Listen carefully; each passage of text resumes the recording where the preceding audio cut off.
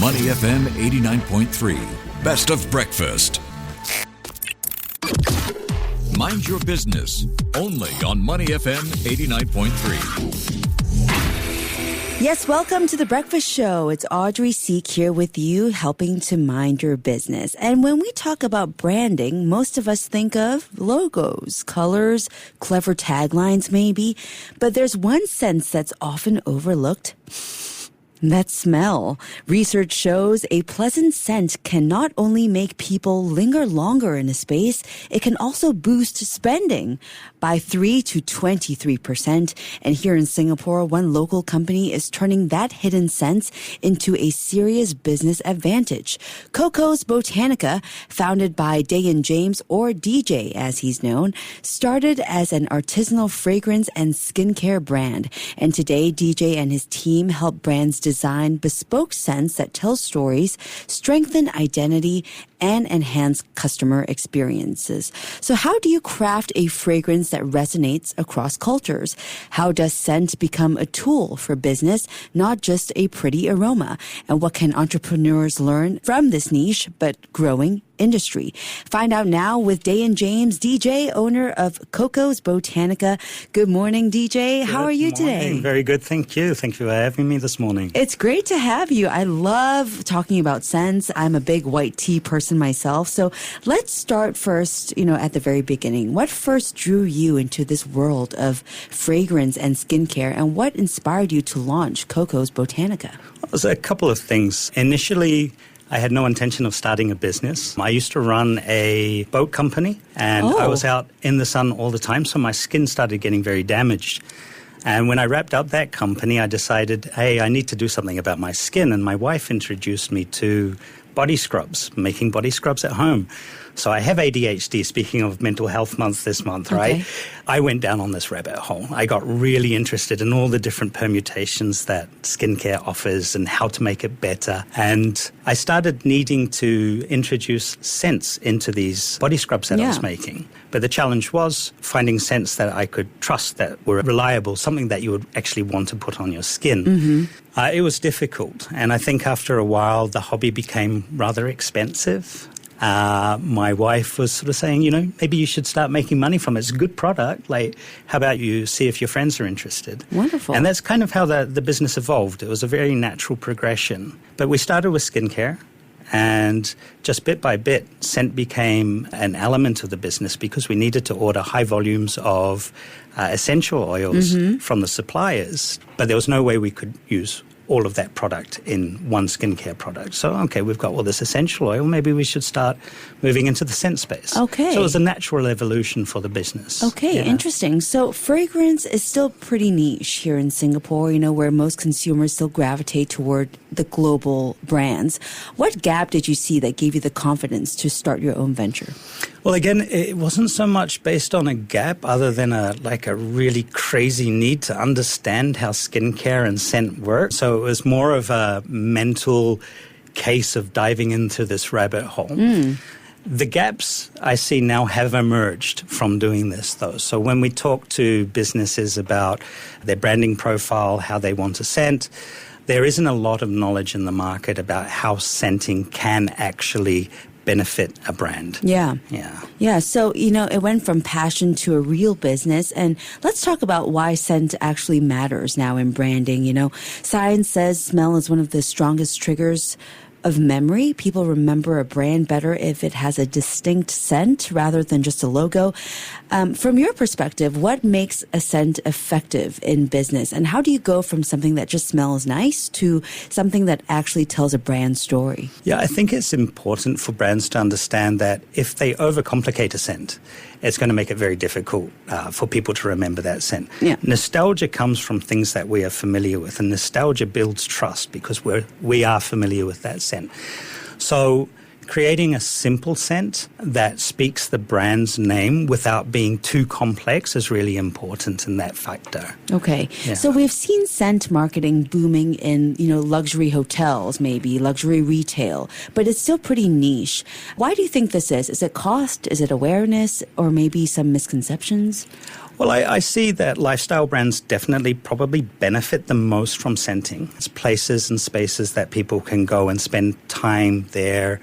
It's a memory, a holiday at a 5-star hotel, something like that. But in all fairness, I do see, particularly in Singapore, the trend of retail stores picking up on the scenting marketing, increasing quite significantly. I think the awareness is there, but it's one of those things that sort of, you'll walk into Ion Orchard or the Fullerton Hotel and you go, wow, the smell is amazing, right?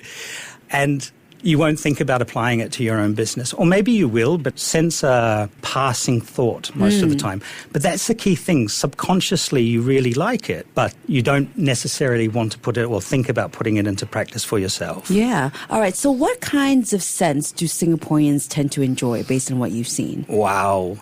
So the beauty of Singapore is it's a very diverse country, It's right? true. So catering to Singaporeans as singular is impossible. I definitely see across the different cultures that are here trends. So there'll be certain cultures that really lean towards the woody smells, the cinnamons and things like that. But you have other cultures that lean towards the more floral fragrances, citrus fragrances and so on. So there isn't one particular style of scent in Singapore, at least, that resonates with everyone. Yeah. It's very broad. And I guess so. Scent's quite particular. Yeah, and so, I mean, we're so diverse, but have you seen maybe a spike in, more of the wellness, lavender, relaxing scents as people pay more attention to mental health and stuff like that? Have you seen anything spike and go down in recent years? Well, I can definitely say lavender is one of our top sellers. Okay.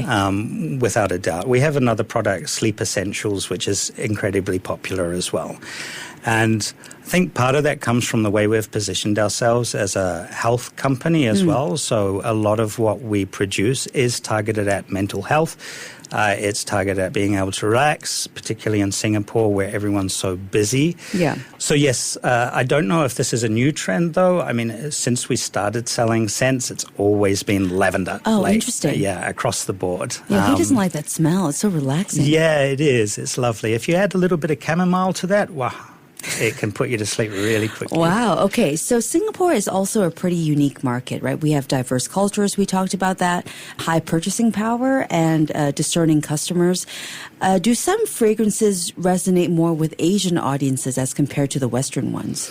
No, I think scent resonates with everyone. There's very few people that would say, I don't like scent. Maybe some people have allergies and so on and so forth, but otherwise, scent is one of those things that's very broadly liked. But again, it's very particular, right? So different people like a different scent. Okay. So can you walk us through your business model really quickly, DJ? Are scents created on commission? Are they licensed or sold outright to clients? How do you guys work with businesses here?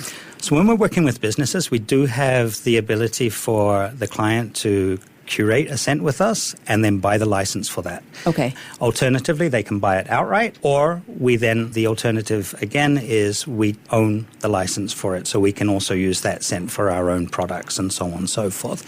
Generally speaking, the larger the brand and the more prestigious they are, they tend to want to buy the scent. And that way they've got control of it. It can't be used anywhere else. Okay, very interesting. Can you walk us through maybe some of the projects that you've worked with? Take 115 Marina, for example. You helped launch their first ever signature scent. Can you share the thinking process behind designing a bespoke fragrance for a luxury space like that? Yeah, that was probably one of my favorites so far. The team there were fantastic, quite a lot of fun. Initially talking through where they wanted to scent, so they wanted to select a few locations to start the scenting process, modeling the scent towards what they wanted their clients to feel, as well as invoke a sort of sense of being by the sea, which makes sense, for a marina. We went through 6 or 7 iterations of different scenting. For me, that's probably about 30 or 40 different scent iterations behind the scenes. Wow. Take it back to the team, they all try it out, see which ones they like the most, and then effectively vote on the final solution. But the whole process is actually really quite fun, quite relaxed.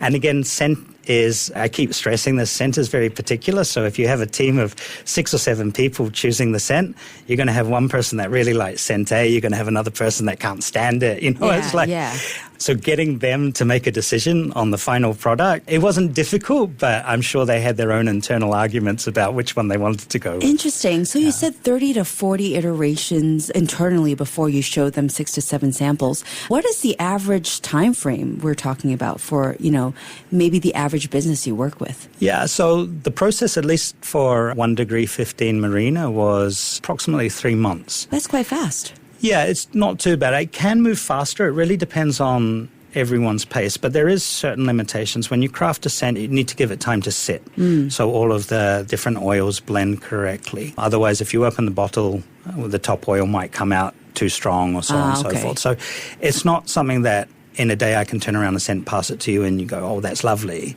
It has to take a bit of time to mature, and typically we like to wait at least a week for that. So if you're doing a few iterations, that can add up to 1 or 2 months minimum. 3 months is probably a good time frame to get a bit more feedback from people. Okay. Yeah.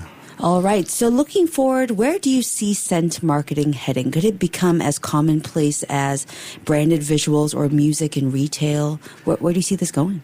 Personally, I hope it sort of stays a little bit niche, because if you walk everywhere and you're bombarded with scents all the time, it's going to be overpowering, and then it actually reduces the effectiveness of it. So I would like to say there's definitely growth in the market, and substantial growth, but that leans more towards the consumer side. People are buying more scented products at home for their house. It's no longer a luxury item per se. It's more of an essential, particularly when we talk about health and wellness.